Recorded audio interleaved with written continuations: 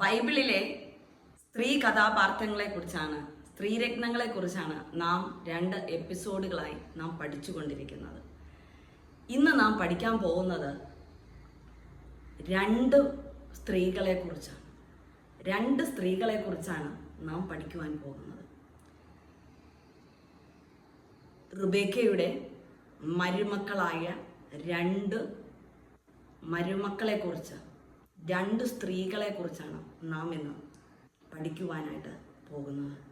നമുക്ക് അത് ഉൽപ്പത്തി പുസ്തകത്തിൻ്റെ 29, 30, 31 അധ്യായങ്ങളിലും 33-ാം അധ്യായത്തിൻ്റെ 1 മുതൽ 7 വരെയുള്ള വാക്യങ്ങളിലും 35-ാം അധ്യായത്തിൻ്റെ 16 മുതൽ 26 വരെയുള്ള വാക്യങ്ങളിലും 46-ാം അധ്യായം 19 മുതൽ 25 വരെയുള്ള വാക്യങ്ങളിലും 49-ാം അധ്യായം 30 മുതൽ 30-31 വാക്യങ്ങളിലും രൂത്തിന്റെ പുസ്തകം 4:1-ലും 1 ശമൂവേൽ 10:2-ലും ഇരമ്യാവ് പ്രവാചകന്റെ പുസ്തകത്തിൽ 31-ാം അധ്യായം 15-ാം വാക്യത്തിലും നമുക്ക് ഈ 2 സ്ത്രീകളെ കുറിച്ച് നമുക്ക് കാണുവാൻ സാധിക്കും.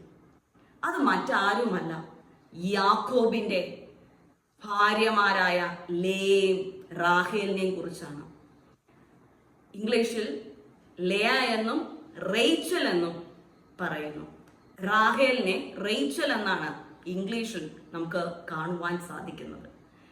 യാക്കോബ് തൻ്റെ പിതാവായ ഇസഹാക്കിനെ ചതിച്ച് വഞ്ചിച്ച് പറ്റിച്ചിട്ട് ജ്യേഷ്ഠനിൽ നിന്ന് ജ്യേഷ്ഠാവകാശവും പറ്റിച്ച് അവന് ലഭിക്കേണ്ട അനുഗ്രഹങ്ങളെയും പറ്റിച്ച് തൻ്റെ അമ്മയായ റിബേക്ക പറഞ്ഞു കൊടുത്തതനുസരിച്ച് ജ്യേഷ്ഠന്റെ വസ്ത്രം ധരിച്ചുകൊണ്ട് പിതാവിൻ്റെ കണ്ണ് മങ്ങിയിരുന്ന സമയത്ത് പിതാവിന് തൻ്റെ പുത്രന്മാരെ കണ്ടു മനസ്സിലാക്കുവാൻ സാധിക്കാതെ അവരുടെ സ്പർശനം കൊണ്ടും അവരുടെ സ്മെല്ല് കൊണ്ടും അവരുടെ ശബ്ദം കൊണ്ടും മാത്രം തിരിച്ചറിയുവാൻ കഴിയുന്നതായ ആ കാലഘട്ടത്തിൽ തൻ്റെ പിതാവിനെ പോലും വഞ്ചിച്ചുകൊണ്ട് അവന് ആ ദേശത്തിൽ നിൽക്കുവാൻ കഴിയാതെ തൻ്റെ സഹോദരനായ ഏശാവ് തന്നെ കൊല്ലുമെന്നുള്ള ഭീതി ഉണ്ടായിട്ട് റിബേക്ക തൻ്റെ പ്രിയപ്പെട്ട മകനാണ്, റിബേക്കയുടെ പ്രിയപ്പെട്ട മകനാണ് ആര്? യാക്കോബ്. തൻ്റെ പ്രിയപ്പെട്ട മകനോട് തൻ്റെ സഹോദരനായ ലാബാന്റെ അടുത്തേക്ക്, ഹാരാനിൽ തൻ്റെ ലാബാന്റെ അടുത്തേക്ക്, തൻ്റെ സഹോദരനായ ലാബാന്റെ അടുത്തേക്ക് പോകുവാനായിട്ട് യാക്കോബിനോട് പറയുവാനിടയായി. എന്തുകൊണ്ടെന്ന് വെച്ചാൽ അവൾക്ക് 2 മക്കളെയും ജീവനോടെ വേണം. പക്ഷേ അവൾ ഏറ്റവും കൂടുതൽ സ്നേഹിച്ചിരുന്നത് യാക്കോബിനെ ആയിരുന്നു. റിബേക്ക ഏറ്റവും കൂടുതലും സ്നേഹിച്ചിരുന്നത് യാക്കോബിനെ ആയിരുന്നു. അതുകൊണ്ട് യാക്കോബിന് തൻ്റെ സഹോദരനെ എതിർക്കുവാനുള്ള ശക്തി ഇല്ല എന്ന് മനസ്സിലാക്കിയിട്ട് യാക്കോബിനോട് ഇവിടെ നിന്ന് രക്ഷപ്പെട്ട് പോകുവാനായിട്ട് തൻ്റെ മാതാവായ റിബേക്ക ആവശ്യപ്പെടുകയും ആട്ടിടയ ചിറക്കനായ ഈ യാക്കോബ് ഒരു ആട്ടിടയന്റെ ആ കമ്പും എടുത്തുകൊണ്ട് ഹാരാനിലേക്ക് കടന്നു പോകുവാനിടയായി. ആരാരുമില്ലാതെ, ആരും തനിക്ക് സഹായമില്ലാതെ, ആരും തുണയില്ലാതെ വേദനിച്ച സമയത്ത് യാത്രയിലിടയിൽ യാക്കോബ് ഒരു കല്ലിനെ തള്ളയാണയായി വച്ചുകൊണ്ട് കിടന്നുറങ്ങിയ സമയത്ത് ഒരു സ്വപ്നം കാണുവാനിടയായി തീർന്നു. കോവണിയിലൂടെ ദൂതന്മാർ കയറുകയും ഇറങ്ങുകയും ഒക്കെ ചെയ്യുന്നതായ ഒരു സ്വപ്നം കാണുകയും ചെയ്തു. അവിടെ വച്ച് യഹോവയായ ദൈവം അവനോട് പറയുവാനിടയായി, അബ്രഹാമിന്റെ ദൈവമായ ഞാൻ, യിസ്ഹാക്കിന്റെ ദൈവമായ ഞാൻ നിന്നെ ഉപേക്ഷിക്കുകയില്ല, നിന്നെ അനുഗ്രഹിക്കും എന്ന് ഒരു യഹോവയുടെ ശബ്ദം കേൾക്കുവാൻ ഇടയായിത്തീർന്നു. യാക്കോബും യേശാവും റിബേക്കയുടെ ഉദരത്തിലായിരുന്നപ്പോൾ തന്നെ മൂത്തവൻ ഇളയവനെ സേവിക്കും എന്നുള്ളത് പറഞ്ഞിരുന്ന കാര്യമാണ്. ആ കാര്യം നടക്കാനാണ് ഈ വഞ്ചനയെല്ലാം സംഭവിച്ചത്. ജ്യേഷ്ഠാവകാശം കയ്യിലെടുത്തതുകൂടെ അവിടുത്തെ ജ്യേഷ്ഠ സ്ഥാനത്തിലേക്ക് എത്തുവാനിടയായി തീർന്നു. അപ്പോൾ ജ്യേഷ്ഠൻ എന്ന് പറയുമ്പോൾ മേൽക്കൊയ്മയാണ്. ഒരു വീട്ടിലെ മൂത്തവൻ എന്ന് പറയുമ്പോൾ അതൊരു പ്രധാന സ്ഥാനമാണ്. ആ സ്ഥാനം ഏശാവിനുണ്ടായിരുന്നത് യാക്കോബിന് കൊടുക്കുവാനിടയായി തീർന്നു. അതുപോലെ ഏശാവിന് വേണ്ടി പിതാവ് മാറ്റിവെച്ചിരുന്ന ആ അനുഗ്രഹത്തെ വഞ്ചനയിലൂടെ ഇവൻ യാക്കോബ് തട്ടിയെടുക്കുവാൻ ഇടയായി തീർന്നു. ഇതെല്ലാം പ്രവചനത്തിന്റെ നിവർത്തീകരണമാണ് ഇതെല്ലാം സംഭവിച്ചത്. അങ്ങനെ ആ സ്വപ്നമെല്ലാം കണ്ട് അവിടുന്ന് എഴുന്നേറ്റ് ഹാരാനിലേക്ക് എത്തിയപ്പോൾ അവിടെ അനേകം ഒട്ടകക്കൂട്ടങ്ങൾ നിൽക്കുന്നത് കാണുകയും അവിടെ നിന്ന് ഒട്ടകത്തെ മേയ്ക്കുന്ന വ്യക്തികളോട് ചോദിക്കുവാനിടയായി, ലാബാൻ എന്ന വ്യക്തിയെ നിങ്ങൾക്കറിയാമോ എന്ന്. അപ്പോൾ അവർ പറഞ്ഞു, ലാബാനെ ഞങ്ങൾക്കറിയാം. അന്നേരം ലാബാന്റെ മകളായ റേച്ചൽ, അതായത് റാഹേൽ, ആടുകളെ മേയിച്ചുകൊണ്ട് കടന്നു വരുന്നത് അവർ കണ്ടിട്ട്, അതാ വരുന്ന ആ പെൺകുട്ടിയാണ് ലാബാന്റെ മകൾ റേച്ചൽ എന്ന്, റാഹേൽ എന്ന് യാക്കോബിനോട് അവർ പറയുവാൻ ഇടയായി തീർന്നു. ആ സമയം യാക്കോബ് റാഹേലിനെ കണ്ടപ്പോൾ, love in the first sight എന്നൊക്കെ പറയുന്നത് പോലെ യാക്കോബിന് അവളെ കണ്ടപ്പോൾ അവളോട് വളരെയധികം ഇഷ്ടം തോന്നി.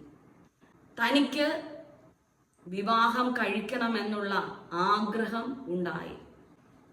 ഉൽപ്പത്തി പുസ്തകം 29 അധ്യായം 16-17 വാക്യങ്ങളിൽ ഇങ്ങനെ നമുക്ക് വായിക്കുവാൻ സാധിക്കും.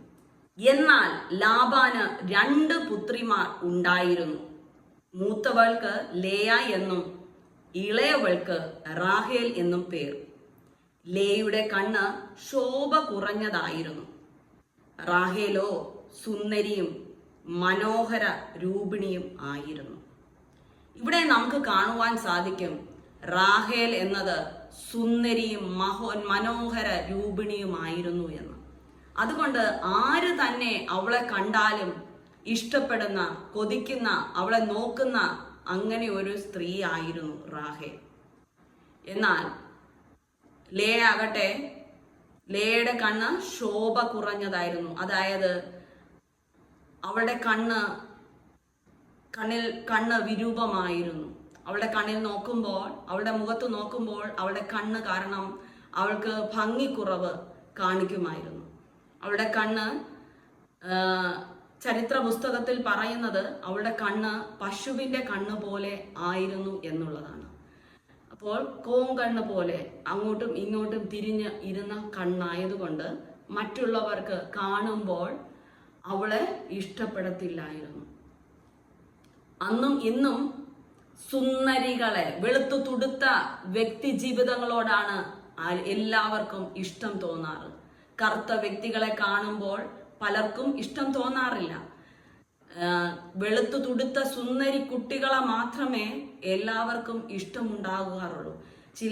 എന്തെങ്കിലും കുറവുകൾ അവരുടെ മുഖത്തോ ശരീരത്തോ ഉണ്ടെങ്കിൽ ആർക്കും ഇന്നും ഇഷ്ടപ്പെടാറില്ല. അതുപോലെ തന്നെയാണ് അന്നും യാക്കോബിന് ഇഷ്ടപ്പെട്ടത് റാഹേലിനെയാണ്. റാഹേൽ കടന്നു വന്നപ്പോൾ യാക്കോബ് ചുംബനം ചെയ്ത് സ്വീകരിക്കുവാനിടയായി തീർന്നു. പാശ്ചാത്യ രാജ്യങ്ങളിലെല്ലാം കണ്ടുമുട്ടുമ്പോൾ അവർ അന്യോന്യം ചുംബനം ചെയ്താണ് അവർ സന്തോഷം പ്രകടിപ്പിക്കുന്നതും അവർ സ്വീകരിക്കുന്നതും. റാഹേൽ തൻ്റെ പിതാവിന്റെ സഹോദരിയുടെ മകനാണ് യാക്കോബ് എന്ന് മനസ്സിലാക്കിയപ്പോൾ ഓടിച്ചെന്ന് തൻ്റെ അപ്പനായ ലാബാനോട് പറയുവാനിടയായി തീർന്നു. അങ്ങനെ റാഹേൽ അവിടെ അപ്പനോട് ചെന്ന് പറഞ്ഞപ്പോൾ അപ്പൻ അവനെ അവിടെ സന്തോഷത്തോടെ സ്വീകരിക്കുകയും അവിടെ പാർക്കുവാൻ അനുവാദം കൊടുക്കുകയും ചെയ്തു. അങ്ങനെ 1 മാസത്തോളം യാക്കോബ് അവിടെ ലാബാനെ സഹായിച്ചുകൊണ്ട്, ലാബാന്റെ ആടുകളെല്ലാം മേയിച്ചുകൊണ്ട് ആയിരുന്നു. അങ്ങനെ ഇരുന്നപ്പോൾ ലാബാൻ അവനോട് ചോദിക്കുവാനിടയായി, നീ എൻ്റെ സഹോദരിയുടെ പുത്രനാണെന്ന് പറഞ്ഞ് ഇവിടെ നീ എനിക്ക് വേല ചെയ്ത് തരുന്നല്ലോ, അതിന് പ്രതിഫലമായി നിനക്ക് എന്തു വേണം എന്ന് ലാബാൻ ചോദിക്കുവാനിടയായി തീർന്നു. അന്നേരം യാക്കോബ് പറയുവാനിടയായി, ഞാൻ നിങ്ങളുടെ ഇളയ മകളെ വിവാഹം കഴിക്കുവാൻ ആഗ്രഹിക്കുന്നു. സാധാരണ വിവാഹം കഴിക്കുമ്പോൾ അവിടെ സ്ത്രീ ആണ് ധനം. അതുകൊണ്ട് സ്ത്രീകളെ സ്വീകരിക്കുമ്പോൾ പുരുഷൻ ഒരു സ്ത്രീക്ക് കുറഞ്ഞത് 35 ഷേക്കൽ സ്വർണം കൊടുക്കേണ്ട ആവശ്യമുണ്ട്. അതായത് 35 ഷേക്കൽ എന്ന് പറഞ്ഞാൽ 3.5 വർഷത്തെ ആ പുരുഷന്റെ അധ്വാനത്തെയാണ് 35 ഷേക്കൽ എന്ന് പറയുന്നത്. യാക്കോബാകട്ടെ അതിനു പകരം 7 വർഷം പണി ചെയ്യാം എന്ന്, നിനക്ക് വേണ്ടി പണി ചെയ്യാം എന്ന് പറയുവാനിടയായി. അതായത് ഇരട്ടി 70 ഷേക്കൽ കൊടുക്കുവാനായിട്ട് തീരുമാനിച്ചു. അത് കേട്ട ലാബാൻ പറയുവാനിടയായി, നീ 7 വർഷം പണി ചെയ്യുകയാണെങ്കിൽ എൻ്റെ ഇളയ മകളെ ഞാൻ തരാമെന്ന്. എന്നാൽ ഇസ്രായേൽ രാജ്യത്ത് യഹൂദന്മാരുടെ ഇടയിൽ അവർക്ക് മൂത്തവൾ ഇരിക്കെ ഇളയവളെ വിവാഹം കഴിപ്പിച്ചു വിടുവാൻ സാധിക്കുകയില്ല. ആ സമയം തന്നെ ലാബാൻ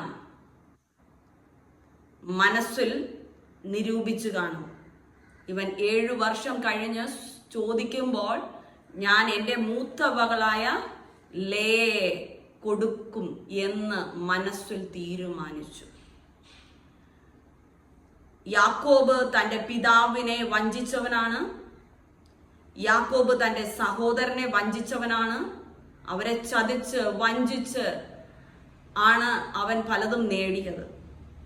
അപ്പോൾ അവനെ ചതിച്ചപ്പോൾ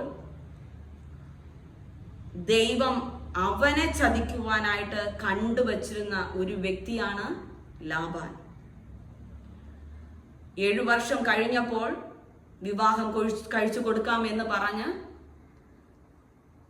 വിവാഹത്തിനായി ഒരുക്കങ്ങൾ ഒരുക്കി. രാത്രിയായപ്പോൾ യാക്കോബിന്റെ മണിയറയിലേക്ക് അന്നത്തെ കാലത്ത് അവിടെ വിളക്കോ ലൈറ്റോ, ഇന്നത്തെ കാലഘട്ടത്തെ പോലെ ലൈറ്റോ ടോർച്ചോ ഒന്നുമില്ല അടിച്ചു നോക്കുവാൻ ഇവൾ ആരാണ്, അവളുടെ മുഖം കാണുവാനൊന്നും.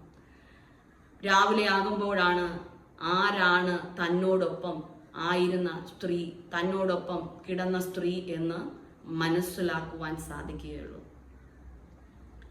ലേയ്ക്കറിയാം യാക്കോബ് റാഹേലിനു വേണ്ടിയാണ് 7 വർഷക്കാലം അപ്പന് പണി ചെയ്തു കൊടുത്തതെന്ന്. അപ്പോൾ തന്നെ അവൾ ചിന്തിച്ചു കാണും, ഇനി എൻ്റെ ജീവിതത്തിൽ ഒരു ജീവിതം ഉണ്ടാകുകയില്ല, എനിക്കൊരു വിവാഹ ജീവിതം ലഭിക്കുകയില്ല. എൻ്റെ സഹോദരി വിവാഹം കഴിഞ്ഞ് പോയി കഴിഞ്ഞാൽ എനിക്ക് വിവാഹം ഒരിക്കലും നടക്കുകയില്ല എന്ന് അവൾ വളരെയധികം വേദനിച്ചിട്ടുണ്ടായിരിക്കും. എന്നാൽ ലേയ ദൈവഭയമുള്ള ഒരു സ്ത്രീയായിരുന്നു. നമുക്ക് താഴോട്ടെല്ലാം നോക്കുമ്പോൾ കാണുവാൻ സാധിക്കും, ലേയ ദൈവഭയമുള്ള, ദൈവത്തെ ആരാധിക്കുന്ന, ദൈവത്തോട് പ്രാർത്ഥിക്കുന്ന വ്യക്തിയായിരുന്നു. എന്നാൽ മറിച്ച് റേച്ചലാകട്ടെ, റാഹേലാകട്ടെ തൻ്റെ ഇഷ്ടങ്ങൾ മാത്രം, തനിക്ക് എന്ത് തോന്നുന്നു അത് ചെയ്യുന്ന രീതിയായിരുന്നു.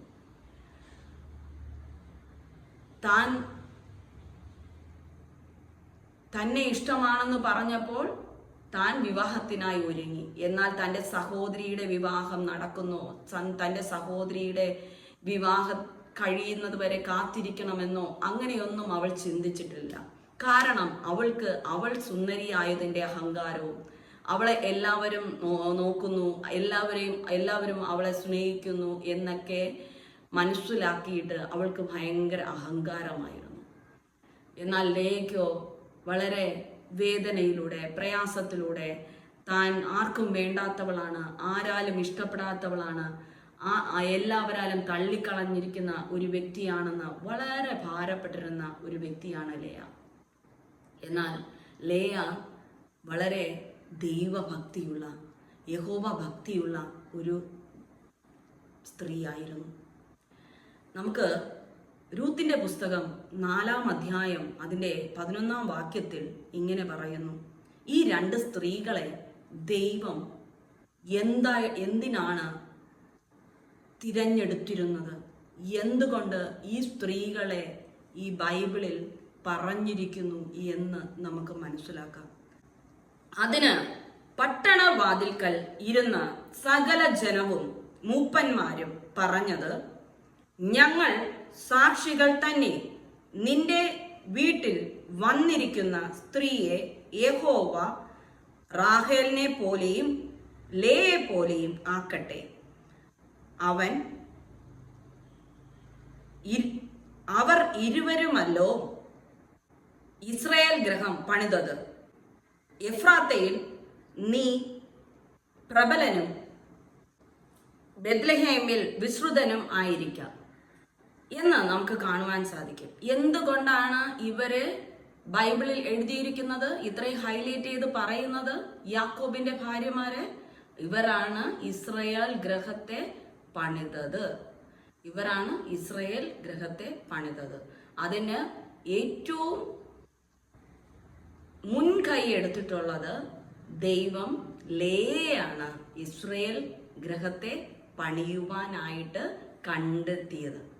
ലേയിൽ ജനിച്ച യഹൂദയിൽ നിന്നാണ് യഹൂദാ ഗോത്രത്തിന്റെ സിംഹമാകുന്ന ക്രിസ്തു ജനിക്കുവാൻ ഇടയായി തീർന്നത്. ക്രിസ്തുവിന്റെ മുതുമുത്തശ്ശിയായിട്ടാണ് ലേയെ ദൈവം തിരഞ്ഞെടുത്തിരുന്നത്. ആർക്കും വേണ്ടാത്ത ഒരു വ്യക്തിയാണ് ലേയ. പക്ഷേ അവൾ യഹോവ ഭക്തിയുള്ള, ദൈവഭയമുള്ള വ്യക്തിയായിരുന്നു. അങ്ങനെ യാക്കോബിന് ലേയെ വിവാഹം കഴിച്ചു കൊടുക്കുന്നു. രാവിലെ ആയപ്പോഴാണ് യാക്കോബ് കാണുന്നത് തനിക്കൊപ്പം ഉറങ്ങിയത്, തനിക്കൊപ്പം കിടന്നത് ലേയാണെന്ന്. അത് കണ്ട ഉടൻ ശുഭിതനായി അവൻ പുറത്തിറങ്ങി വന്ന് തൻ്റെ അമ്മായി അപ്പനോട് ചോദിക്കുവാനിടയായി തീർന്നു: ഞാൻ റാഹേലിനെ അല്ലേ ആവശ്യപ്പെട്ടത്, പിന്നെ എന്തുകൊണ്ട് ഇങ്ങനെ ചെയ്തു എന്ന്. അപ്പോൾ ലാബാൻ പറയുവാനിടയായി: ഞങ്ങളുടെ ഗോത്രത്തിൽ, ഞങ്ങളുടെ വംശത്തിൽ മൂത്തവളിരിക്കെ ഇളയവളെ വിവാഹം കഴിച്ചു കൊടുക്കുവാൻ സാധിക്കുകയില്ല. അതുകൊണ്ട് ഞാൻ എൻ്റെ മൂത്തവളെ നിനക്ക് വിവാഹം കഴിച്ചു ആദ്യത്തെ ഭാര്യയായി നിനക്ക് നൽകുവാനിടയായി. അതുകൊണ്ട് നീ അവളുമൊത്ത് ജീവിക്കുക എന്ന് പറഞ്ഞു. എന്നാൽ യാക്കോബ് പറഞ്ഞു: ഞാൻ ഇഷ്ടപ്പെടുന്നത് റാഹേലിനെയാണ്, എനിക്ക് റാഹേലിനെ വേണമെന്ന്. അപ്പോൾ ലാബാൻ പറയുവാനിടയായി: ഇനിയും 7 വർഷവും കൂടി നീ വേല ചെയ്യുകയാണെങ്കിൽ നിനക്ക് എൻ്റെ ഇളയ മകൾ റാഹേലിനെ ഞാൻ വിവാഹം കഴിച്ച് തരാമെന്ന് പറയുവാനിടയായി. അങ്ങനെ എന്നാൽ റാഹേൽ തളർന്നു പോയില്ല. റാഹേൽ യാക്കോബിന്റെ കൂടെ തൻ്റെ സഹോദരിയായ ലേയാണ് അപ്പൻ വിവാഹം കഴിച്ചു കൊടുത്തത് എന്ന് കേട്ടപ്പോൾ ഇന്നത്തെ കാലത്തെ കുഞ്ഞുങ്ങളെ പോലെ ആത്മഹത്യക്ക് ഒരുങ്ങിയില്ല, ഡിപ്രഷനിലേക്ക് കടന്നു പോയില്ല. റാഹേൽ ധൈര്യത്തോടെ എന്താണോ എനിക്ക് എൻ്റെ ജീവിതം, ഞാൻ അത് കിട്ടിയില്ലെങ്കിലും ഞാൻ ജീവിക്കും, ഞാൻ ജീവിച്ച് കാണിച്ചു കൊടുക്കും, ഇവരുടെ എല്ലാവരുടെയും മുമ്പിൽ ഞാൻ ജീവിക്കും, ധൈര്യത്തോടെ ഞാൻ ജീവിക്കും എന്നുള്ള ആ ധൈര്യത്തോടു കൂടി റാഹേൽ ജീവിക്കുവാനിടയായി തീർന്നു. അപ്പോഴാണ് റാഹേൽ അറിയുന്നത് ഇനി 7 വർഷം കഴിയുമ്പോൾ പിതാവ് തന്നെ യാക്കോബിന് കൊടുക്കാമെന്ന്. അതും കൂടെ കേട്ടപ്പോൾ റാഹേലിന് വളരെ സന്തോഷമായി. പക്ഷേ അതിനു മുന്നേ തന്നെ ലേ യാക്കോബിന് കൊടുത്തതില് റാഹേലിന് ദേഷ്യമുണ്ടെങ്കിലും അസൂയ ഉണ്ടെങ്കിലും പക്ഷേ അത് പുറമെ കാണിക്കാതെ ധൈര്യത്തോടെ മുന്നോട്ട് ജീവിക്കുവാനിടയായി തീർന്നു. റാഹേലിനെ പോലെ നമുക്ക് ചില നഷ്ടങ്ങൾ കടന്നു വന്നാലും, നമുക്ക് നഷ്ടങ്ങൾ എന്ത് തന്നെ കടന്നു വന്നാലും ആ നഷ്ടങ്ങളെ നഷ്ടമെന്ന് നാം ചിന്തിക്കാതെ നമുക്ക് മറ്റൊരനുഗ്രഹം ഉണ്ട് എന്ന് മനസ്സിലാക്കി നാം മുന്നോട്ട് പോകണം. ഇന്ന് കാലഘട്ടത്തിൽ നടക്കുന്നത് ഒരു വിവാഹ ബന്ധം തകരുകയാണെങ്കിൽ, അല്ലെങ്കിൽ ഒരു വ്യക്തിയോട് നിന്നെ ഞാൻ ഇഷ്ടപ്പെടുന്നു എന്ന് പറയുമ്പോൾ നോ എന്ന് പറയുന്നത് കേൾക്കുന്നെങ്കിൽ എന്താണ് സംഭവിക്കുന്നത്? ഒന്നി അവളെയും കൊന്ന് അവനും ചാവും, ഇല്ലെങ്കിൽ അവനെ കൊന്നിട്ട് അവള് ചാവും. ഇങ്ങനെയൊക്കെയുള്ള കാര്യങ്ങളാണ്. അല്ലെങ്കിൽ തനിയെ ചാവും, പ്രേമ നൈരാശ്യം, വിവാഹം കഴിക്കാൻ കഴിഞ്ഞില്ല എന്നെല്ലാം ചിന്തിച്ചിട്ട്. എന്നാൽ റാഹേൽ അങ്ങനെ ചെയ്തില്ല. റാഹേൽ പഴയതുപോലെ ആടുകളെ മേച്ച് ജീവിക്കുവാൻ തുടങ്ങി. യാക്കോബും ആടുകളെ മേച്ച് അവിടെ വീണ്ടും 7 വർഷത്തേക്ക് നടക്കുവാൻ തുടങ്ങി. എന്നാൽ യാക്കോബ് ഒട്ടും ലേയെ സ്നേഹിച്ചിരുന്നില്ല. ലേ തിരിഞ്ഞു പോലും നോക്കിയിരുന്നില്ല. എന്നാലും ലേയ കർത്താവിൽ, ദൈവത്തിൽ ആശ്രയിച്ചുകൊണ്ട് എൻ്റെ ഭർത്താവ് എന്നെ സ്നേഹിക്കും, എന്നെ ഒരു നാൾ സ്നേഹിക്കും എന്ന് കരുതി അവൾ ജീവിക്കുവാൻ തുടങ്ങി. അങ്ങനെ 7 വർഷം കഴിഞ്ഞു. അതുവരെയും യാക്കോബ് ലേയെ സ്നേഹിച്ചിട്ടില്ല. ലേ ഒരിക്കൽ പോലും സ്നേഹിച്ചിട്ടില്ല. തൻ്റെ ഭാര്യ എന്നുള്ള ഒരു പരിഗണന പോലും അവൾക്ക് കൊടുത്തിട്ടില്ല. റാഹേലിനെ മാത്രം ലക്ഷ്യം വെച്ചാണ് യാക്കോബ് ജീവിച്ചു പോകുന്നത്. അങ്ങനെ 7 വർഷം കഴിഞ്ഞു. യാക്കോബിന് റാഹേലിനെ, അതായത് റേച്ചലിനെ, തൻ്റെ ജീവിത പങ്കാളിയായിട്ട്, രണ്ടാമത്തെ ജീവിത പങ്കാളിയായിട്ട് ലാബാൻ കൊടുക്കുവാനിടയായി തീർന്നു. നമ്മൾ ഇങ്ങനെ ഒരു പഴഞ്ചൊല്ല് കേട്ടിട്ടുണ്ട്: പൊട്ടനെ ചെട്ടി ചതിച്ചാൽ ചെട്ടിയെ ദൈവം ചതിക്കുമെന്ന്.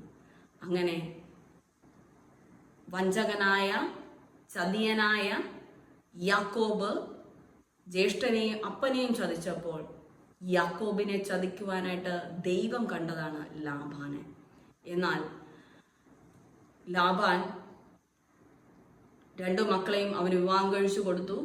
വീണ്ടും 7 വർഷവും കൂടി അവൻ അവിടെ ജോലി ചെയ്യുവാൻ ഇടയായി തീർന്നു. ആ സമയം ദൈവം ലേയോട് കനിയുവാൻ ഇടയായി തീർന്നു. അവൾ അനിഷ്ട എന്ന് യാക്കോബിന് അവൾ അനിഷ്ട എന്ന് കണ്ടിട്ട് ദൈവം അവളുടെ ഗർഭം തുറക്കുവാൻ ഇടയായി തീർന്നു. അങ്ങനെ രൂബേന് ജന്മം കൊടുക്കുവാൻ ഇടയായി തീർന്നു. അന്നേരം ലേ എന്താണ് പറഞ്ഞത്? 29-ാം അധ്യായത്തിൽ നമുക്ക് കാണുവാൻ സാധിക്കും. 29-ാം അധ്യായം, ഉൽപ്പത്തി 29-ാം അധ്യായം 32-ാം വാക്യത്തിൽ ഇങ്ങനെ നമുക്ക് കാണുവാൻ സാധിക്കും: ലേയ ഗർഭം ധരിച്ചു, ഒരു മകനെ പ്രസവിച്ചു. യഹോവ എന്റെ സങ്കടം കണ്ടു, ഇപ്പോൾ എന്റെ ഭർത്താവ് എന്നെ സ്നേഹിക്കും എന്ന് പറഞ്ഞ് അവന് രൂബേൽ എന്ന് പേരിട്ടു. എന്റെ ഭർത്താവ് എന്നെ സ്നേഹിക്കും എന്ന് പറഞ്ഞ് അവന് രൂബേൽ എന്ന് പേരിട്ടു. എന്നാൽ അപ്പോഴും റാഹേൽ മച്ചിയായിരുന്നു. റാഹേലിനോട് ദൈവം കരുണ ചെയ്തില്ല. ദൈവം കരുണ ചെയ്തത് ആരോടാണ്?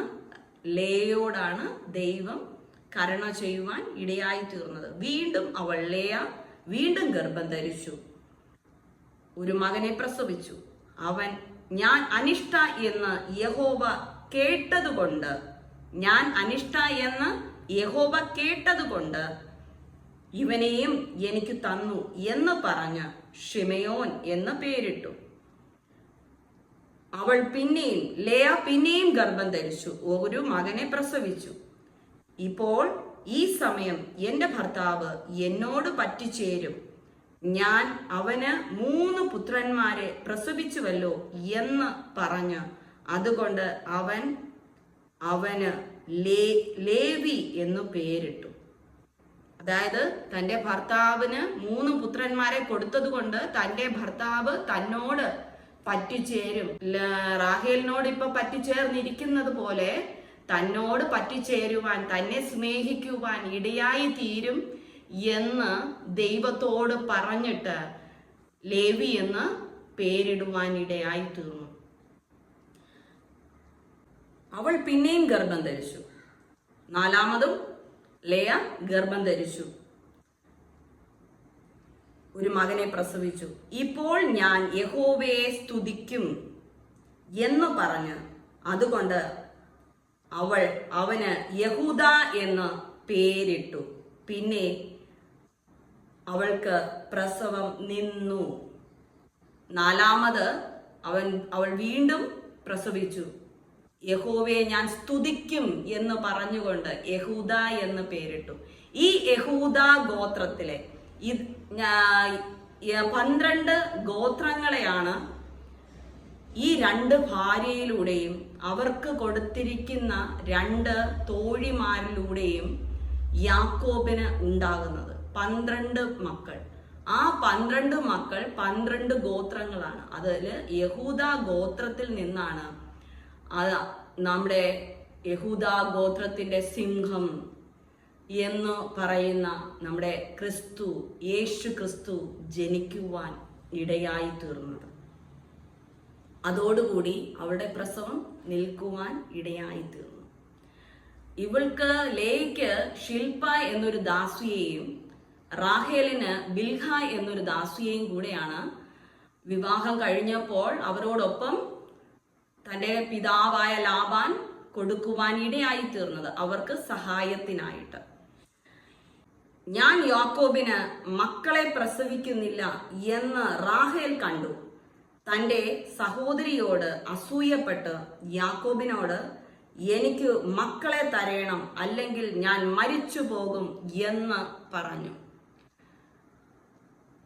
അവൾക്ക് മക്കൾ ലഭിക്കാത്തത് കൊണ്ട് അവൾ ദൈവത്തോട് പ്രാർത്ഥിക്കുകയല്ല ചെയ്തത്. അവൾ എപ്പോഴും മത്സര ബുദ്ധിയുള്ള,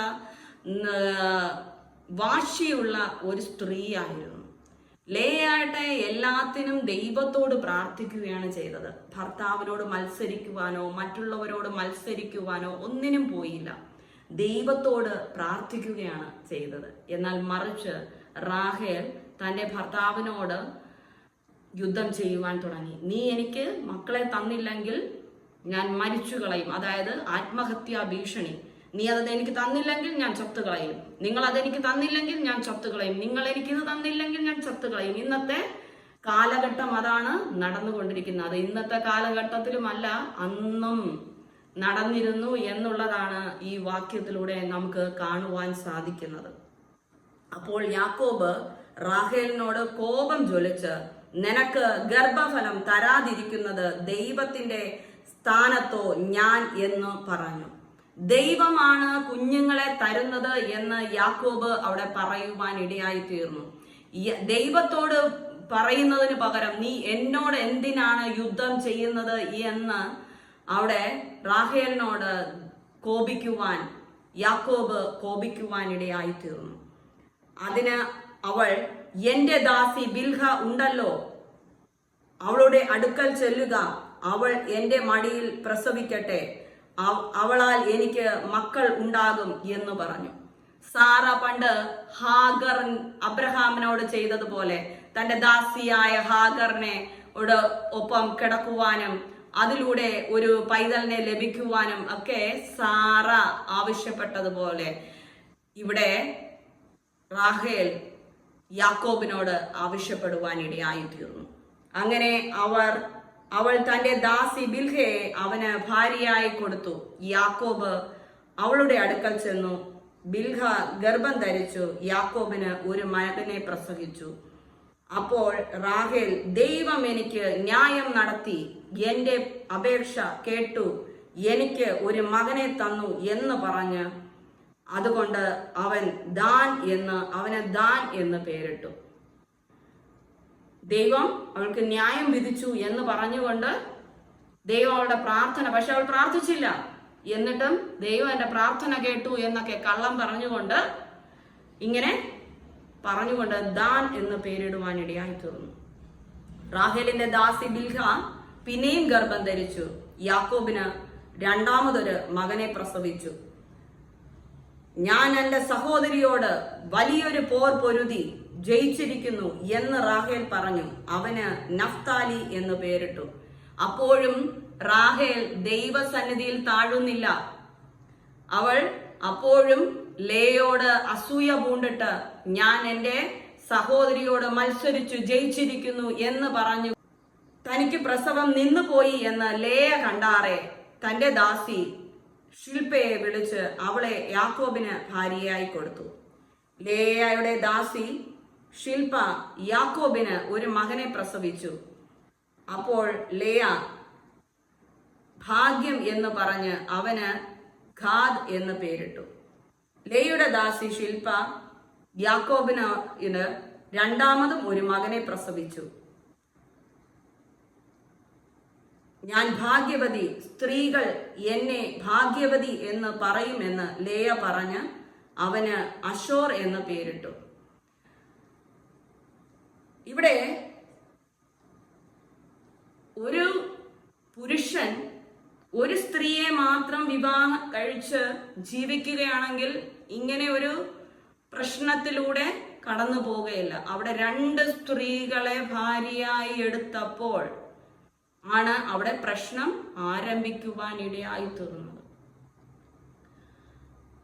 വിവാഹം കഴിഞ്ഞ ഒരു സ്ത്രീയുടെ ഭർത്താവ് മറ്റൊരു സ്ത്രീയെ തനിക്ക് പകരം എടുക്കുന്നു എന്ന് കേൾക്കുമ്പോൾ തന്നെ ആ സ്ത്രീയുടെ മനോഭാവം എന്തായിരിക്കും?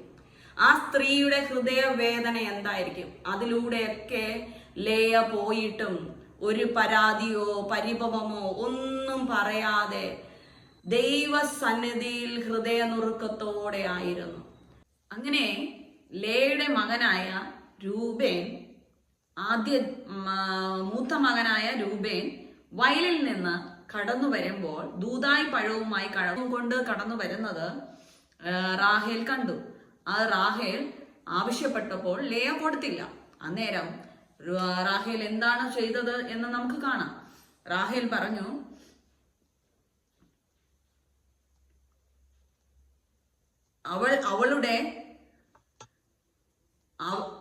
അവളോട് നീ എന്റെ ഭർത്താവിനെ എടുത്ത് പോരെയോ, എന്റെ മകന്റെ ദൂതായി പഴവും കൂടെ വേണമോ എന്ന് പറഞ്ഞതിന് റാഹേൽ ആകട്ടെ, നിന്റെ മകന്റെ ദൂതായി പഴത്തിന് വേണ്ടി ഇന്ന് രാത്രി അവൻ നിന്നോട് കൂടെ ശയിച്ചു കൊള്ളട്ടെ എന്ന് പറഞ്ഞു. അങ്ങനെ ആ ദൂതായി പഴത്തിനു വേണ്ടി റാഹേൽ എന്താണ് ചെയ്തത്? തന്റെ ഭർത്താവിനെ ഇന്ന് രാത്രി തന്നോടൊപ്പം, അതായത് ലേയോടൊപ്പം ശയിക്കുവാനായിട്ട് അനുവാദം നൽകിയിരിക്കുന്നു എന്ന് പറയുവാനിടയായി. അന്നേരം ലേയ എന്താണ് ചെയ്തത്? യാക്കോബ് വൈകുന്നേരം വയലിൽ നിന്ന് വരുമ്പോൾ ലേയ അവനെ എതിരേറ്റു ചെന്നു, നീ എന്റെ അടുക്കൽ വരേണം, എന്റെ മകന്റെ ദൂതായി പഴം കൊണ്ട് ഞാൻ നിന്നെ കൂലിക്ക് വാങ്ങിയിരിക്കുന്നു എന്ന് പറഞ്ഞു. അന്ന് രാത്രി അവൻ അവളോടുകൂടെ ശയിച്ചു. ദൈവം ലേയുടെ അപേക്ഷ കേട്ട് അവൾ ഗർഭം ധരിച്ച് യാക്കോബിന് അഞ്ചാമത് ഒരു മകനെ പ്രസവിച്ചു. അപ്പോൾ ലേയോ, ഞാൻ എന്റെ ദാസിയെ എന്റെ ഭർത്താവിന് കൊടുത്തത് കൊണ്ട് ദൈവം എനിക്ക് കൂലി തന്നു എന്ന് പറഞ്ഞു. അവന് ഇസാഖാർ എന്ന് പേരിട്ടു. നമുക്ക് ലേയെ നോക്കുമ്പോൾ ലേയ്ക്ക് ഓരോ നന്മകൾ ദൈവം കൊടുക്കുമ്പോൾ, ഓരോ കുഞ്ഞുങ്ങളെയും ദൈവം കൊടുക്കുമ്പോൾ ദൈവത്തെ മഹത്വപ്പെടുത്തുന്നതായിട്ട് നമുക്ക് കാണുവാൻ സാധിക്കും. മറിച്ച് റാഹേലാകട്ടെ എപ്പോഴും മത്സര ബുദ്ധിയോടെ പ്രവർത്തിക്കുന്നതാണ് നമുക്ക് കാണുവാൻ സാധിക്കുന്നത്. ലേയ പിന്നെയും ഗർഭം ധരിച്ച് ആറാമത് ഒരു മകനെ പ്രസവിച്ചു. ദൈവം എനിക്ക് ഒരു നല്ല ദാനം തന്നിരിക്കുന്നു. ഇപ്പോൾ എന്റെ ഭർത്താവ് എന്നോട് കൂടെ വസിക്കും. ഞാൻ അവന് 6 മക്കളെ പ്രസവിച്ചുവല്ലോ എന്ന് ലേയ പറഞ്ഞ് അവന് സെബൂലൂൻ എന്ന് പേരിട്ടു. അതിന് ശേഷം അവൾ ഒരു മകളെ പ്രസവിച്ചു. അവൾക്ക് ദീന എന്നു പേരിട്ടു. അങ്ങനെ 6 മക്കളെയും ഒരു മകളെയും 6 ആൺമക്കളെയും ഒരു മകളെയും ലേയ യാക്കോബിന് മക്കളായി പ്രസവിക്കുവാൻ ഇടയായി തീർന്നു. ദൈവം അവളെ ഇപ്രകാരം മാനിക്കുവാൻ ഇടയായി തീർന്നു.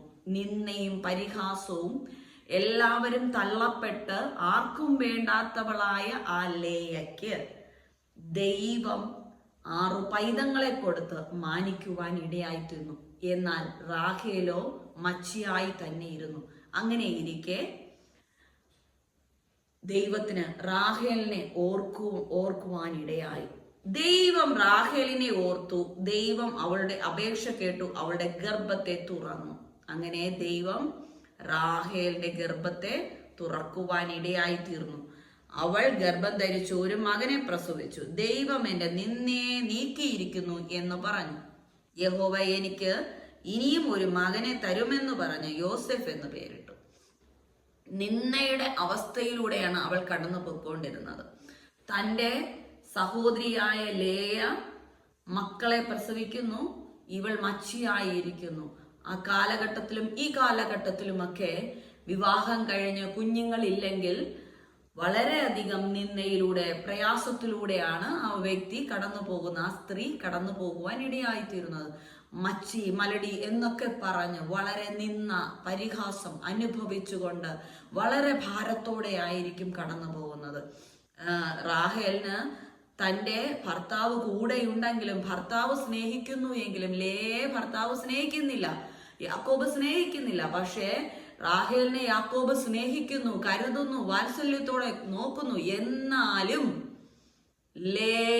റാഹേൽ അവിടെ നിന്ദിക്കപ്പെടുകയാണ് ചെയ്തത്. കാരണം ദൈവത്തിൽ നിന്നുള്ള കോപമാണ് അവളുടെ ജീവിതത്തിൽ ഉണ്ടായിരുന്നത്. അവൾക്ക് ദൈവഭയം ഇല്ലായിരുന്നു. ലേയ്ക്ക് ദൈവഭയം ഉണ്ടായിരുന്നത് കൊണ്ട്, ദൈവത്തോട് മാത്രം അവളുടെ വേദന, കണ്ണുനീര് ഷെയർ ചെയ്തിരുന്നത് കൊണ്ട്, ദൈവത്തോട് പ്രാർത്ഥിച്ചിരുന്നത് കൊണ്ട് ദൈവം അവളെ അനുഗ്രഹിക്കുവാൻ ഇടയായി തീർന്നു. അത് മാത്രവുമല്ല, ദൈവം ലേയെ കണ്ടിരുന്നു, റാഹേലിനെയോ കണ്ടിരുന്നില്ല. ലേയെ ദൈവം അനുഗ്രഹിക്കുവാൻ തീരുമാനിച്ചിരുന്നു. റാഹേലിന് എന്താണ് പിന്നത്തേതിൽ സംഭവിച്ചതെന്ന് നമുക്ക് കാണുവാൻ സാധിക്കും. 35-ാം അധ്യായം 16-ാം വാക്യത്തിൽ നമുക്ക് ഇങ്ങനെ കാണുവാൻ സാധിക്കും. അവർ ബേതേലിൽ നിന്ന് യാത്ര പുറപ്പെട്ട് എഫ്രാത്തയിൽ എത്തുവാൻ അല്പദൂരം മാത്രമുള്ളപ്പോൾ റാഹേൽ പ്രസവിക്കുമ്പോൾ അവൾക്ക് കഠിന വേദനയുണ്ടായി. അങ്ങനെ പ്രസവത്തിൽ അവൾക്ക് കഠിന വേദന ആയിരിക്കുമ്പോൾ സൂതികർമ്മിണി അവളോട് ഭയപ്പെടേണ്ട, അത് ഒരു മകനായിരിക്കും, ഇതും ഒരു മകനായിരിക്കും എന്ന് പറഞ്ഞു. എന്നാൽ അവൾ മരിച്ചുപോയി. ജീവൻ പോകുന്ന സമയം അവൾ അവന് ബെനോനി എന്നു പേരിട്ടു. അവന്റെ അപ്പനോ അവന് ബെന്യാമിൻ എന്ന് പേരിട്ടു. റാഹേൽ തന്റെ 2ാമത്തെ മകന് ബെനോനി എന്ന് പേരിട്ട വിവരം യാക്കോബ് അറിയുവാനിടയായില്ല. അതുകൊണ്ട് യാക്കോബ് അവന് ബെന്യാമിൻ എന്ന് വിളിക്കുവാൻ ഇടയായി തീർന്നു. എന്നാൽ റാഹേല് മരിച്ചു. ആ റാഹേലിന്റെ മൃതശരീരത്തെ, റാഹേലിനെ അവർ എവിടെ അടക്കം ചെയ്യുവാൻ ഇടയായി തീർന്നു? ബെത്ലഹേം എന്ന എഫ്രാത്തിന് പോകുന്ന വഴിയിൽ അടക്കം ചെയ്തു. എവിടെയാണ് റാഹേലിനെ അടക്കം ചെയ്തത്? വഴിയിൽ അടക്കം ചെയ്തു. അവിടെ ഒരു കൽത്തൂണ് നാട്ടി, അത് റാഹേലിന്റെ കല്ലറത്തൂൺ എന്ന് ഇന്നും അറിയുന്നു. ആ റാഹേലിനെ എവിടെയാണ് അടക്കം ചെയ്തത്? വഴിയിൽ. എന്നാൽ ലേയോ പിന്നെയും ജീവിച്ചിരുന്നു. യാക്കോബിന്റെ ഭാര്യയായി, യാക്കോബിന്റെ ആദ്യത്തെ ഭാര്യ തന്നെ യാക്കോബിനോടൊപ്പം നാളുകളോളം, വർഷങ്ങളോളം അവർ ഈ ലേയയുടെ മക്കളെയും റാഹേലിന്റെ മക്കളെയും ഒക്കെ വളർത്തുവാനുള്ള ഭാഗ്യത്തെ ദൈവം ലേയ്ക്ക് കൊടുക്കുവാനിടയായി തീർന്നു. അങ്ങനെ ലേയുടെ മക്കളും റാഹേലിന്റെ മക്കളും ഒക്കെ വളർന്ന് അവർ വിവാഹം കഴിഞ്ഞ് അവർക്കും കുഞ്ഞുങ്ങളുണ്ടായതും ഒക്കെ കാണുവാനുള്ള ഭാഗ്യം ലേയ്ക്ക് ലഭിച്ചു. ദൈവം അത് മാത്രവുമല്ല ലേയിൽ കണ്ടിരുന്നത്. ലേയുടെ പുത്രനിൽ നിന്ന്, ആ തലമുറയിൽ നിന്ന് ദൈവം ഭൂമിയിൽ മനുഷ്യരൂപത്തിൽ ജാതനാവുവാൻ ആഗ്രഹിച്ചത് ലേയുടെ യഹൂദ എന്ന മകന്റെ ആ വംശത്തിൽ നിന്ന് ദൈവം രൂപപ്പെടുവാൻ ഇടയായി തീർന്നു. ആ വംശത്തിൽ നിന്നാണ്, യഹൂദ വംശത്തിൽ നിന്നാണ്, യഹൂദ ഗോത്രത്തിലെ സിംഹം എന്നറിയപ്പെടുന്ന യേശു കർത്താവ് ജനിക്കുവാൻ ഇടയായി തീർന്നത്. അതിനുള്ള ഭാഗ്യം ലേയ്ക്ക് ലഭിക്കുകയാണ് ചെയ്തത്. അതുമാത്രവുമല്ല, ലേയുടെ ലേവ്യ എന്ന മകനിൽ നിന്ന് ആണ്, ആ ഗോത്ര പരമ്പരയിൽ നിന്നാണ് മോശയും മിരിയാമും അഹരോനും ഒക്കെ ജനിക്കുവാൻ ഇടയായി തീർന്നത്. മോശ ഇസ്രായേൽ മക്കളെ ഫറവോനിൽ നിന്ന് വിടുവിച്ചു കൊണ്ടുവരുവാൻ തക്കവണ്ണം ഭാഗ്യം ലഭിച്ച മോശയ്ക്ക് ആ ലേയുടെ പാരമ്പര്യത്തിൽ നിന്നാണ് ജനിക്കുവാൻ ഇടയായി തീർന്നത്. ലേയ്ക്ക് അത്രത്തോളം ഭാഗ്യം ദൈവം കൊടുത്തു. ദൈവം നിന്ദിക്കപ്പെട്ട, പരിഹസിക്കപ്പെട്ട, ആർക്കും വേണ്ടാത്ത, തള്ളപ്പെട്ടതായ ആ ലേയെ ദൈവം കണ്ടിരുന്നു. ദൈവം മാനിക്കുവാൻ ആഗ്രഹിച്ചിരുന്നു. എന്നെ കേൾക്കുന്ന പലരും ഇന്ന് ഈ അവസ്ഥയിലൂടെ നിന്ദിക്കപ്പെട്ട്, പരിഹസിക്കപ്പെട്ട്, ആർക്കും വേണ്ടാതെ എല്ലാവരും തള്ളപ്പെട്ട അവസ്ഥയിലൂടെ കടന്നു പോവുകയാണോ? എന്നാൽ ലേയെ മാനിച്ച ദൈവം നിങ്ങളെയും മാനിക്കുവാൻ ഇടയായിത്തീരും. നിങ്ങളുടെ ലക്ഷ്യം കർത്താവിലായിരിക്കണം. കർത്താവിൽ പ്രത്യാശ വെച്ച് ജീവിക്കണം. ഇന്നല്ലെങ്കിൽ നാളെ നമ്മുടെ ജീവിതത്തിൽ ഒരു അനുഗ്രഹം ദൈവം വച്ചിട്ടുണ്ട്. ദൈവം നമ്മെ അനുഗ്രഹിക്കും എന്ന് ലേയ വിശ്വസിച്ചതുപോലെ നാമും ദൈവസന്നിധിയിൽ താഴ്ന്നിരിക്കണം. അങ്ങനെ ഇരിക്കുമ്പോൾ ലേയ മരിക്കുവാൻ ഇടയായി തീർന്നു. അപ്പോൾ ലേയയുടെ ആ ശരീരത്തെ എവിടെയാണ് വച്ചത് എന്ന് നമുക്ക് കാണാം. 49 അധ്യായം അതിൻ്റെ 30-31 വാക്യങ്ങളിൽ ഇങ്ങനെ എഴുതിയിരിക്കുന്നു. കനാൻ ദേശത്ത് മമ്രയ്ക്ക് സമീപം അബ്രഹാം ഹിത്യനായ എഫ്രോനോട് നിലത്തോടുകൂടെ ശ്മശാന ഭൂമിയായി ജന്മം വാങ്ങിയ മക്പേല എന്ന നിലത്തിലെ ഗുഹയിൽ തന്നെ, അവിടെ അവർ അബ്രഹാമിനെയും അവന്റെ ഭാര്യയായ സാറയെയും ഇസഹാക്കിനെയും അവന്റെ ഭാര്യയായ റിബേക്കയെയും അടക്കി. അവിടെ ഞാൻ ലേയും അടക്കി. ലേയെ ദൈവം അബ്രഹാമിനെയും സാറയെയും ഇസഹാക്കിനെയും റിബേക്കയെയും ഒക്കെ അടക്കിയതായ ആ അവരുടെ കുടുംബ കല്ലറയിൽ, അവരുടെ കുടുംബത്തിന് വേണ്ടി മാത്രമായിട്ട് അബ്രഹാം അവരുടെ തലമുറകളെ അടക്കുവാനായിട്ട് വാങ്ങിച്ചതായ ആ ശ്മശാന ഭൂമിയിൽ അടക്കുവാൻ ഇടയായി തീർന്നു. എന്നാൽ റാഹേലിനെയോ വഴിയരികിൽ അടക്കേണ്ടി വന്നു. റാഹേലിനെ ദൈവം അനുഗ്രഹിച്ചത് അത്രമാത്രമാണ്. ഏറ്റവും കൂടുതലും ദൈവം അനുഗ്രഹിച്ചത് എല്ലാവരാലും തള്ളപ്പെട്ട, എല്ലാവരാലും ഉപേക്ഷിച്ചതായ, ആർക്കും വേണ്ടാത്തതായ, സ്വന്തം ഭർത്താവിന് പോലും വേണ്ടാത്തതായ ആ ഭംഗിയില്ലാത്ത ലേയാണ് ദൈവം മാനിക്കുവാനിടയായത്. ചിലർ നിങ്ങളോട് പറയാറുണ്ടായിരിക്കും, നിങ്ങളെ കൊണ്ട് നടക്കാൻ പോലും യോഗ്യതയില്ല എന്ന്. അപ്പോഴെല്ലാം നിങ്ങൾ എന്തുമാത്രം വേദനിച്ചിട്ടുണ്ടായിരിക്കും. നിങ്ങളെ കൂടെ ആയിരിക്കാൻ യോഗ്യതയില്ല എന്ന്, നിങ്ങൾക്ക് അവരോടൊപ്പം ആയിരിക്കാൻ യോഗ്യതയില്ല എന്നൊക്കെ നിങ്ങൾ പലപ്പോഴും കേട്ടിട്ടുണ്ടായിരിക്കും. അപ്പോൾ നിങ്ങളുടെ ഹൃദയം നീറിയിട്ടില്ലേ? നിങ്ങളുടെ ഹൃദയം നീറിയത് ദൈവം കണ്ടിട്ടുണ്ട്. ലേയുടെ ഹൃദയം നീറി യാക്കോബ് തന്നെ കൂടെ കൂട്ടാത്തത് കൊണ്ട്. ലേയെ ഇഷ്ടപ്പെടാത്തത് കൊണ്ട്, ലേയോടൊപ്പം യാക്കോബ് സഹകരിക്കാത്തത് കൊണ്ട് ലേയ വളരെയധികം വേദനിച്ചു. ആ വേദനകളെല്ലാം ദൈവം കണ്ടിട്ടാണ് ദൈവം ലേയെ ഇത്രത്തോളം മാനിക്കുവാൻ ഇടയായി തീർന്നത്. അതുപോലെ നിങ്ങളും വേദനിക്കുന്നുവെങ്കിൽ, നിങ്ങളുടെ ഹൃദയം നീറുന്നുവെങ്കിൽ, കർത്താവിൻ്റെ സന്നിധിയിൽ നാം ശരണപ്പെടുകയാണെങ്കിൽ, കർത്താവിനോട് പ്രത്യാശ വെച്ച് നാം ജീവിക്കുകയാണെങ്കിൽ, ഇന്ന് നമ്മെ നിന്ദിച്ചവർ, ഇന്ന് നമ്മെ പരിഹസിച്ചവർ, നമ്മെ കൊണ്ട് നടക്കുവാൻ യോഗ്യതയില്ല എന്ന് പറഞ്ഞവർ, നമ്മളോട് കൂടെ സഹകരിക്കുവാൻ നാണക്കേടാണെന്ന് പറഞ്ഞവർ എല്ലാവരുടെയും മുമ്പേ ദൈവം നമ്മളെ മാനിക്കുവാൻ, എന്നെയും നിങ്ങളെ മാനിക്കുവാൻ ദൈവം ഇടയായി തീരും. ഈ ലേയെ പോലെ ദൈവസന്നിധിയിൽ താഴ്ന്നിരുന്ന് ദൈവത്തിൽ പ്രത്യാശ വെച്ച് നാം ജീവിച്ചാൽ നിശ്ചയമായും ദൈവം നമ്മെ അനുഗ്രഹിക്കുന്നത് നമുക്ക് ആശ്ചര്യമായി കണ്ട്, നമുക്ക് നമ്മെ ദൈവം മാനിക്കുന്നത് മറ്റുള്ളവരുടെ മുമ്പിൽ ആശ്ചര്യമായി തീരുന്നത് കാണുവാൻ സാധിക്കും. ലേയ എന്ന് ആശ്ചര്യമായതുപോലെ ലേയ എല്ലാവരുടെയും മുമ്പിൽ അതിശയമായതുപോലെ നമുക്കും ആയിത്തീരാം. അതിനായി ദൈവം നിങ്ങളെ സഹായിക്കട്ടെ. ആമേൻ.